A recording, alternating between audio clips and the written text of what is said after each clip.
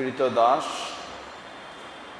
যদি তার মালিকের সাথে চুক্তি করে যে তাকে কিছু অর্থ দিতে পারলে সেটি পর্যায়ক্রমে কিস্তিতে সেই পরিমাণ অর্থ পরিশোধ করতে পারলে সে স্বাধীন হয়ে যাবে। এমন প্রসঙ্গেই এই পর্ব। গত বৈঠকে আমরা 2559 নম্বর হাদিস পর্যন্ত আলোচনা শুনেছি। আজকে পরবর্তী হাদিস থেকে আলোচনা শুনব ইনশাআল্লাহ। এ পর্বে ইমাম বুখারী রাহিমাহুল্লাহ প্রথম অধ্যায় যেটি নিয়ে এসেছেন, বাবু আল মুকাতাব ওয়া নুজুমুহু ফি কুল্লি সানাতিন নাজামুন। বাবু আল মুকাতাব ওয়া নুজুমুহু ফি কুল্লি সানাতিন নাজামুন। কৃতদাস ওই কৃতদাস যে তার মালিকের সাথে চুক্তিবদ্ধ হয়েছে, তার যে সমস্ত কিস্তি করে দেওয়া হয় সেগুলি প্রতি বছর এক এক কিস্তি করে পরিশোধ করবে, এমনই বিষয়ে ইমাম বুখারী রাহিমাহুল্লাহ এই শিরোনাম বেঁধেছেন। প্রথমেই একটি আয়াত নিয়ে এসেছেন, সূরা নূর 33 নম্বর আয়াত। আল্লাহ বলেন, ওয়াল্লাযীনা ইয়াবতাগুনাল কিতাবা মিম্মা মালাকাত আইমানুকুম ফাকাতিবুহুম ইন আলিমতুম ফীহিম খায়রা ওয়া আতুহুম মিম্মা লিল্লাহিল্লাযী আতাকুম। আল্লাহ বলছেন, ওয়াল্লাযীনা ইয়াবতাগুনাল কিতাবা মিম্মা মালাকাত আইমানুকুম। তোমাদের অধীনস্থ কৃতদাস যারা, তারা যদি এই ধরনের মুক্তিপণ দিয়ে মুক্তির জন্য চুক্তি করে থাকে, ফাকাতিবুহুম ইন আলিমতুম ফীহিম খায়রা, তোমরা যদি তাদের ব্যাপারে এই বিষয়টি কল্যাণকর মনে করো, ফাকাতিবুহুম, তাহলে তাদের সাথে সেই চুক্তি সম্পন্ন করো। ওয়া আতুহুম মিম্মা লিল্লাহিল্লাযী আতাকুম, এবং তাদেরকে তোমরা আল্লাহ তোমাদেরকে যে সম্পদ দিয়েছেন সেই সম্পদ থেকেও তাদেরকে কিছু দাও। ওয়াকালা রাউহুন আন ইবনে জুরাইজ কুলতু লিআতা আওয়াজিবুন আলাইয়া ইযা আলিমতু লাহু মালান আন উকাতিবা ক্বালা মা আরাহু ইল্লা ওয়াজিবা। প্রসিদ্ধ তাবেঈ আতা তাকে ইবনে জুরাইজ জিজ্ঞাসা করলেন, যদি আমি কৃতদাসের মাঝে এমন কিছু পাই যে তার কিছু সম্পদ সংগ্রহ হয়েছে, সেগুলির মাধ্যমে সে আমার সাথে যে চুক্তি হবে সেই চুক্তি অনুযায়ী সম্পদ প্রদান করবে, তাহলে এটি কি আমার জন্য ওয়াজিব হবে তার সাথে তাকে এই চুক্তিতে মুক্তি দেওয়ার বিষয়টি পালন করা? তিনি বলছেন, মা ওরাহু ইল্লা ওয়াজিবা, আমি এটি ওয়াজিব ছাড়া অন্য কিছু মনে করছি না। মানে বিষয়টি ওয়াজিব, যেহেতু আল্লাহ রাব্বুল আলামিন নির্দেশ দিয়েছেন, ফাকাতিবুহুম ইন আলিমতুম ফীহিম খায়রা, যদি তাদের মাঝে তোমরা বিষয়টি ভালো মনে করো বা তাদের মাঝে সম্পদ রয়েছে বলে এটি জানো, তাহলে তাদেরকে সেই চুক্তি করো। আল্লাহর যেহেতু এটি নির্দেশ, তাই এই নির্দেশে বিষয়টি ওয়াজিব প্রমাণিত হয়।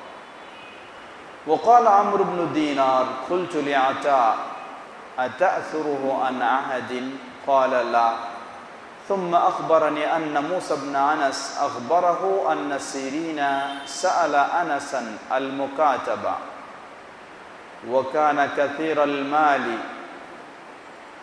فأبى فانطلق إلى عمر رضي الله تعالى عنه فقال كاتبه فأبى فضربه بالدرة ويتلو عمر فكاتبوهم إن علمتم فيهم خيرا। আমিরুল মুমিনিন ওমর ইবনুল খাত্তাব রাদিয়াল্লাহু আনহু তিনি যখন খলিফা, তখন এক ক্রীতদাস তিনি তার মালিকের সাথে এভাবে মুক্তির জন্য চুক্তি করতে চান, কিন্তু মালিক সম্মতি দেননি, যার ফলে ওমর রাদিয়াল্লাহু আনহুর কাছে অভিযোগ পেশ করা হয়। ওমর রাদিয়াল্লাহু আনহু তখন সেই মালিককে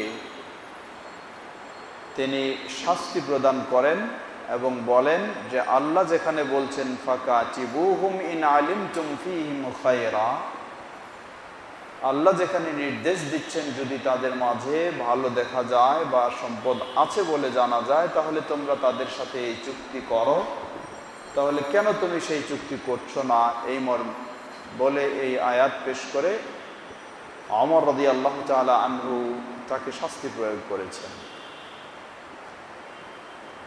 সূরা নূরের সেই আয়াতে ৩৩তম আয়াতের শেষে যে বলা হলো, আল্লাহ বলছেন ওয়া আতুহুম মিম্মালিল্লাহিল্লাযী আতাকুম, আল্লাহ তোমাদেরকে যে সম্পদ দিয়েছেন সেই সম্পদ থেকে তোমরা তাদেরকে দাও।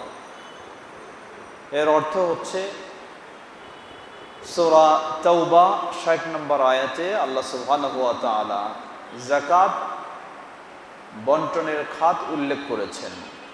সেখানে ৮টি খাত, তার মধ্যে একটি খাত হলো ক্রীতদাস। অর্থাৎ যদি ক্রীতদাস তার মালিকের সাথে মনিবের সাথে চুক্তিবদ্ধ হয়, তাকে এই পরিমাণ সম্পদ দিতে পারলে সে তাকে স্বাধীন করে দেবে, এমন ক্রীতদাসকে যাকাতের সম্পদ দেওয়া যাকাত বন্টনের একটি খাত, সে বিষয়টি মূলত আল্লাহ রাব্বুল আলামিন এখানে উল্লেখ করেছেন। ইমাম বুখারী রাহিমাহুল্লাহ এরপর এখানে হাদিস নিয়ে এসেছেন। উম্মুল মুমিনিন আয়েশা রাদিয়াল্লাহু আনহা তিনি বর্ণনা করছেন বা তিনি বলেন, ইন্না বারিরা দাখালাত আলাইহা তাস্তাঈনুহা ফি কিতাবাতিহা ওয়া আলাইহা খামসু আওয়াকিয়া নুজ্জিমাত আলাইহা ফি 5 সিনিন فقالت لها عائشة ونفست فيها أرأيت إن أعددت لهم عدة واحدة أبيعك أهلك فأعتقي فيكون ولاؤك لي। এর আগেও আমাদের এই হাদিসটি গেছে। মুগীথ নামক একজন ক্রীতদাস এবং তিনি সাহাবীও, তার স্ত্রী বারিরা তিনিও ছিলেন ক্রীতদাসী, কিন্তু ইসলাম গ্রহণ করেছেন। বারিরা তার মালিকের সাথে চুক্তি হয়েছিল যে 5 বছরে একটি নির্দিষ্ট পরিমাণ সম্পদ বা অর্থ তাকে দিতে পারলে তার মালিক তাকে আজাদ করে দেবে, ছেড়ে দেবে। বারিরা এই বিষয়ে উম্মুল মুমিনিন আয়েশা রাদিয়াল্লাহু আনহার কাছে এলেন এবং এই বিষয়ে সহযোগিতা চাইলেন।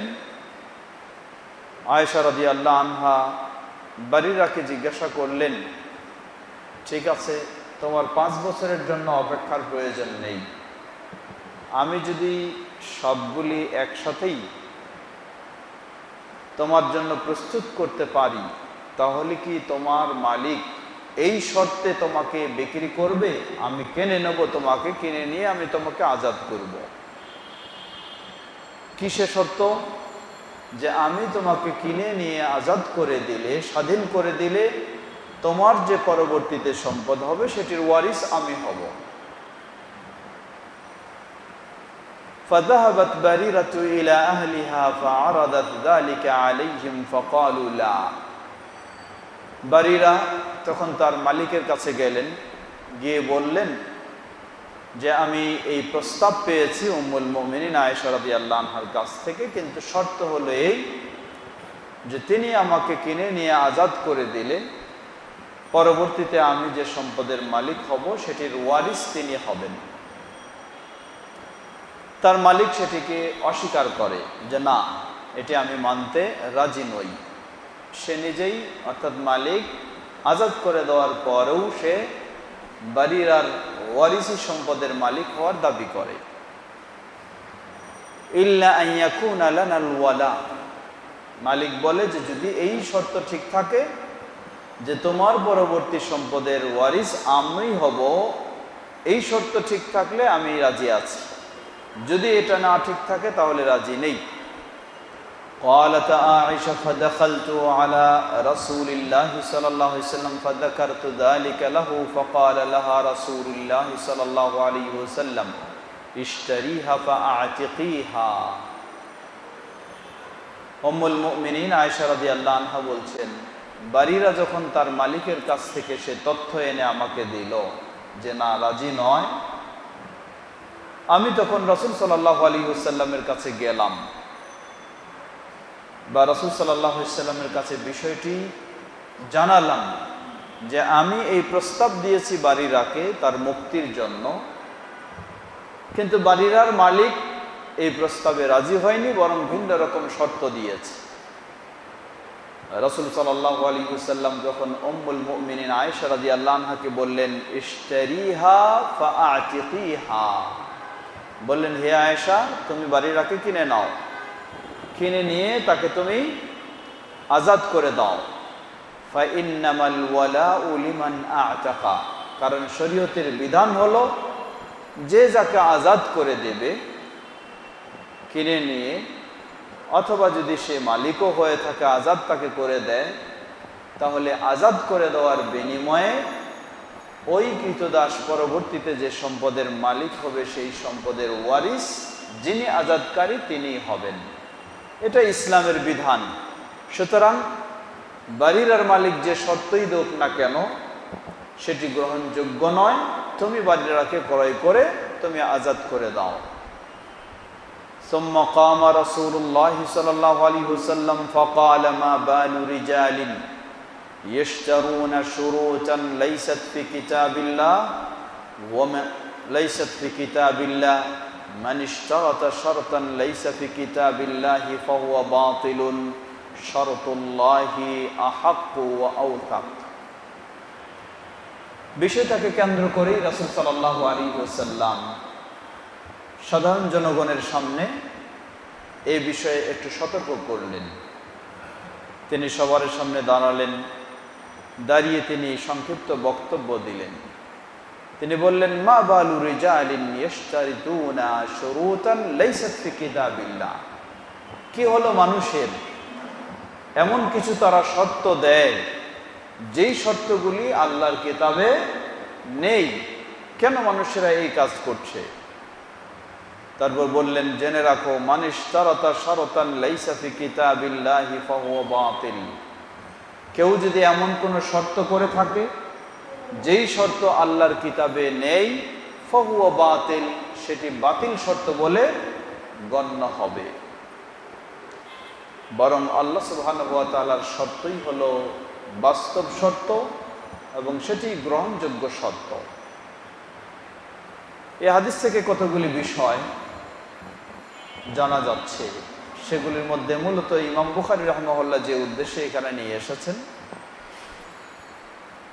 আল মুকাতাব ওয়া নুজুমুহু ফি কুল্লি সানাতিন নাজামুন, কৃতদাস যদি তার মালিকের কাছে কিছু অর্থ দিয়ে মুক্তির জন্য চুক্তিবদ্ধ হয় এবং এটি বৎসর ভিত্তিক কিস্তি করে দেওয়া হয়, তাহলে সেটি হতে পারে, অসুবিধা নেই। ইমাম বুখারী রাহিমাহুল্লাহ সে বিষয়টি প্রমাণের জন্যই তিনি এখানে নিয়ে এসেছেন এই অধ্যায়, এবং হাদিস নিয়ে এসেছেন যে হাদিসের মধ্যে বারীরা তার মালিকের সাথে এই ধরনের এই চুক্তি ছিল, 5 বছরে নির্দিষ্ট পরিমাণ তাকে অর্থ দিতে পারলে সে মুক্ত হয়ে যাবে। সেই সাথে এই হাদিস থেকে আরো বেশ কিছু শিক্ষণীয় বিষয়, যা নবী সাল্লাল্লাহু আলাইহি ওয়াসাল্লাম বললেন যে আল্লাহ সুবহানাহু ওয়া তাআলা তার কিতাবে, অনুরূপভাবে নবী সাল্লাল্লাহু আলাইহি ওয়াসাল্লাম তার সুন্নায় যে শর্ত দিয়েছেন সেই শর্তগুলি হলো ইসলামের শর্ত বলে গণ্য। নচেত মানুষ যতই নিজের ইচ্ছা মতো শর্ত দেবে সেই শর্তগুলি কখনো গণ্য হবে না। অনেক সময় বিভিন্ন ইবাদতের ক্ষেত্রে বিভিন্ন জন বিভিন্ন রকমের শর্ত দিয়ে থাকে। এই হাদিস বলে দিচ্ছে যে সেই শর্তগুলি যদি কোরআন এবং সুন্নাহর দলিলের আলোকে না হয় তাহলে সেই শর্ত বাতিল বলে গণ্য হবে। কোরআন এবং সুন্নাহয় যে শর্ত, সেই শর্তই বাস্তব শর্ত বলে লক্ষণীয় হবে।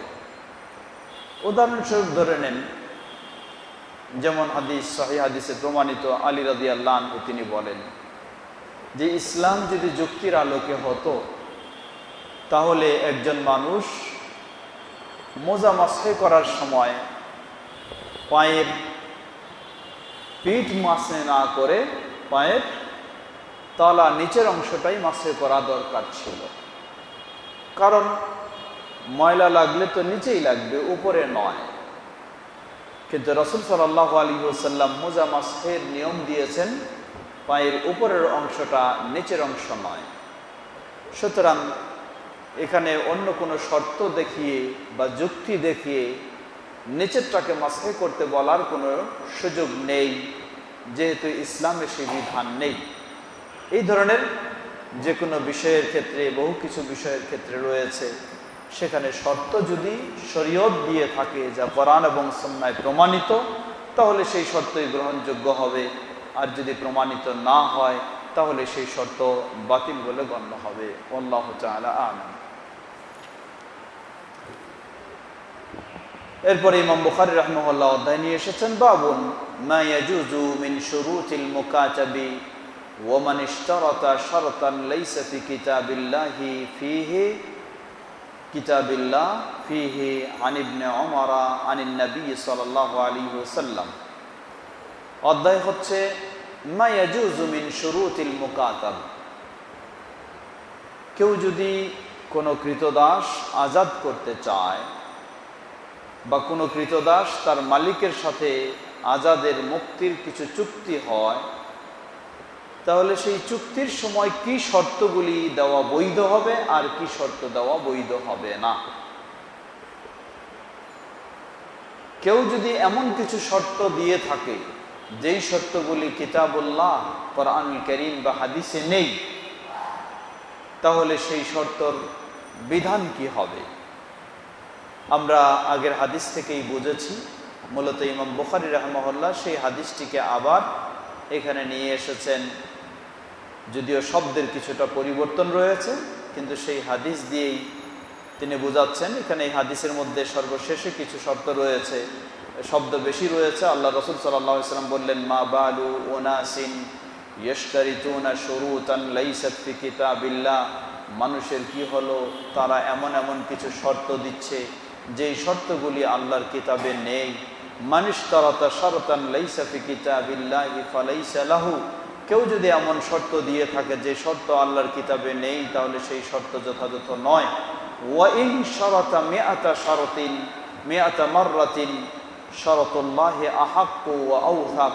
যদিও মানুষ একটা দুটো নয়, 100ও শর্ত দিয়ে থাকে, আর সেই শর্তগুলি যদি আল্লাহর কিতাবে না থাকে তাহলে সব শর্তগুলি বাতিল শর্ত বলে গণ্য হবে। সেই হাদিসেই, এই হাদিসে আরেকটি শিক্ষণীয় বিষয় ছিল যে আল্লাহ রাসূল সাল্লাল্লাহু আলাইহি ওয়াসাল্লাম জানলেন যে বাড়ির যে মালিক, সেই মালিকই এ শর্ত দিয়েছে। কিন্তু রাসূল সাল্লাল্লাহু আলাইহি ওয়াসাল্লাম যখন মানুষের সামনে বক্তব্য দিলেন, সেই বাড়ির মালিকের নাম উচ্চারণ করলেন না। বললেন কি হয়েছে মানুষের, তারা এই এই শর্ত দিয়ে থাকে।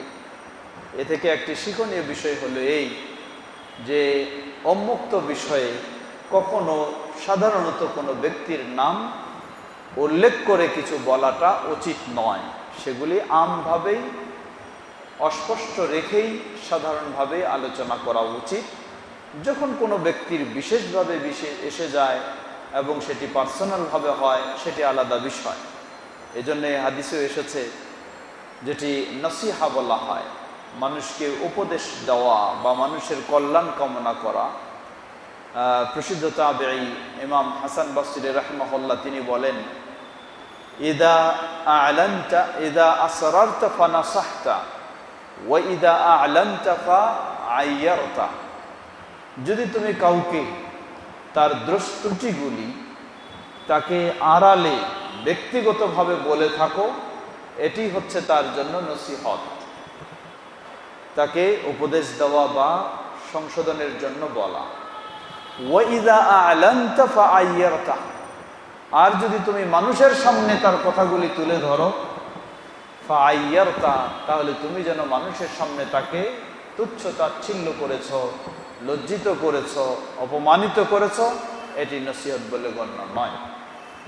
এখানে একটি লক্ষণীয় বিষয় হলো এই, যদি কোনো ব্যক্তির ত্রুটি আপনি দেখেন আর সেই ব্যক্তির ক্ষেত্রে আপনি মনে করেন যে তাকে ব্যক্তিগতভাবে সংশোধন করে দিলে তার ত্রুটিটা সংশোধন হয়ে যাওয়ার সম্ভাবনা রয়েছে, তাহলে অবশ্যই সেটি ব্যক্তিগতভাবেই আড়ালেই সেটি সংশোধনের ব্যবস্থা নিতে হবে, উন্মুক্ত মানুষের সামনে নয়।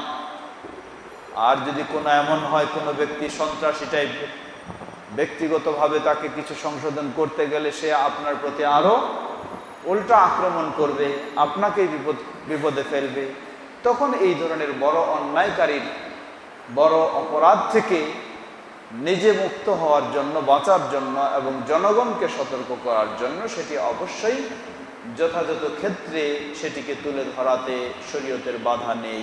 আল্লাহু তাআলা আমিন। ইমাম বুখারী রাহিমাহুল্লাহ এই হাদিস নিয়ে এসে সেখানেও বোঝাচ্ছেন যে অতএব এই ক্ষেত্রে এই ধরনের যদি শর্ত দেওয়া হয়, সেই শর্তগুলি কখনো গ্রহণযোগ্য হবে না। আল্লাহু তাআলা আমিন। এরপরে অধ্যায় বাবু ইস্তিআনাতিল মুকাতাবি ওয়া সুওয়ালিহি আন-নাস। বাবু ইস্তিআনাতিল মুকাতাবি ওয়া সুওয়ালিহি আন-নাস। কোন কৃতদাস বা দাসী যদি তার মালিকের সাথে চুক্তি হয় যে মালিককে এই পরিমাণ অর্থ দিতে পারলে সে মুক্ত হয়ে যাবে, এমন চুক্তিবদ্ধ কৃতদাস তার অর্থ সংগ্রহের জন্য মানুষের কাছে সাহায্য চাইতে পারবে কি না, মানুষের কাছে সে আবেদন করতে পারবে কি না। ইমাম বুখারী রাহিমাহুল্লাহ এভাবেই এই শিরোনামটি নিয়ে এসেছেন এবং এখানে হাদিস নিয়ে এসেছেন সেই পূর্বের হাদিস, উম্মুল মুমিনিন আয়েশা রাদিয়াল্লাহু আনহার কাছে যে বাড়িরা সাহায্য চাইলেন, সহযোগিতা চাইলেন আর্থিকভাবে, সেই হাদিসটি, যার দ্বারা ইমাম বুখারী রাহিমাহুল্লাহ প্রমাণ করছেন যে হ্যাঁ, কৃতদাস বা দাসী মালিকের সাথে চুক্তিবদ্ধ হলে সে চুক্তি পূরণের জন্য অর্থ সংগ্রহের কারণে মানুষের কাছে সেই সাহায্য আবেদন নিবেদন করতে পারবে, তার শরীয়ত সম্মত অসুবিধা নেই। এরপরে অধ্যায় নিয়ে এসেছেন বাব বাইউল মুকাতাবি ইযা রাদিয়া। বাইউল মুকাতাবি ইযা রাদিয়া, এই ধরনের চুক্তিবদ্ধ কোনো দাস বা দাসী যদি তার মালিক সন্তুষ্ট থাকে, তাহলে তাকে তার কাছ থেকে ক্রয় করা বা তার বিক্রি করা দাসের সন্তুষ্টির আলোকে বৈধ কি না। ইমাম বুখারী রাহিমাহুল্লাহ এই অধ্যায় নিয়ে এসে এখানেও ঠিক সেভাবেই ওই হাদিসেই নিয়ে এসেছেন উম্মুল মুমিনিন আয়েশা রাদিয়াল্লাহু আনহার হাদিসটি, যেখানে কৃতদাসী সেও সন্তুষ্ট ছিল তাকে উম্মুল মুমিনিন আয়েশা রাদিয়াল্লাহু আনহা কিনে নেবেন, অতঃপর মালিককে বোঝানোর পরেও তারা সন্তুষ্ট হলো বিক্রি করার। তাই সেখানে এই থেকে ইমাম বুখারী রাহিমাহুল্লাহ প্রমাণ করছেন যে অতএব সেটি শরীয়ত সম্মত হবে, অসুবিধা নেই। আল্লাহু তাআলা আ'লাম। এরপরে অধ্যায়, সর্বশেষ অধ্যায় এই পর্বের, বাবুন ইযা ক্বালাল মুকাতাব ইশতারিনি ওয়া আ'তিকিনি ফাশতারাহু লিযালিকা। কোন কৃতদাস বা দাসী যদি কারো কাছে আবেদন করে যে আপনি আমাকে কিনে নেন, আমাকে ক্রয় করে আমাকে আজাদ করে দিন, তাহলে কোনো দাস দাসীর এই ধরনের কারো কাছে প্রস্তাব দেওয়াও বৈধ কিনা, আবার প্রস্তাব দিলে তাকে ক্রয় করে আজাদ করার বিষয়টিও শরীয়ত সম্মত কি না। ইমাম বুখারী রাহিমাহুল্লাহ এমনই অধ্যায় নিয়ে এসেছেন। এখানেও তিনি সেই উম্মুল মুমিনিন আয়েশা রাদিয়াল্লাহু তাআলা আনহা এর হাদিসটি নিয়ে এসেছেন, যা হয়তো শব্দের কিছু ভিন্নতা রয়েছে সেভাবেই। যেখানে বারিরা উম্মুল মুমিনিন আয়েশা রাদিয়াল্লাহু আনহার কাছে গিয়ে প্রস্তাব দিলেন তাকে কিনে নিয়ে আজাদ করার জন্য, আর উম্মুল মুমিনিন আয়েশা রাদিয়াল্লাহু আনহা তিনিও তাকে ক্রয় করে আজাদ করে দিলেন। সেই হাদিস থেকে ইমাম বুখারী রাহিমাহুল্লাহ প্রমাণ করছেন যে সুতরাং এই বিষয়টি শরীয়ত সম্মত। বরং আগে আমরা জেনেছি পূর্বের পর্ব থেকে আল্লাহ রাসূল সাল্লাল্লাহু আলাইহি ওয়াসাল্লাম বলেন, কেউ যদি কোনো কৃতদাস দাসীকে ক্রয় করে আজাদ করে দেয়, তাহলে ওই কৃতদাস দাসীর প্রতিটি অঙ্গের বিনিময়ে যিনি তাকে ক্রয় করে আজাদ করে দেবেন, আল্লাহ রাব্বুল আলামিন তার প্রতিটি অঙ্গকে জাহান্নামের আগুন থেকে মুক্ত করে দেবেন। যে বিষয়গুলি নিয়ে আগেও আমরা আলোচনা করেছি এবং কৃতদাস দাসী শরীয়তে বর্তমান বিধান কি সেই সম্পর্কে আমরা আগে আলোচনা করেছি। আল্লাহু তাআলা আ'লাম।